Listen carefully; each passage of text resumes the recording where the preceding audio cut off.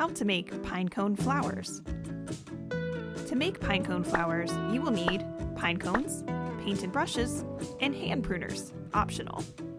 Gather pine cones and let them dry for a couple of days. Once dry, twist them in half. Clean out any dust and debris and shape the petals however you'd like. Different types of pine cones and different parts of the pine cone will make differently shaped flowers. You can make multiple flowers from the same pine cone. A pair of hand pruning shears can be useful to cut the pine cone or to help with twisting. Be sure to use carefully. Once the flower is shaped how you like, paint it with your favorite colors. Using multiple shades can give it additional depth.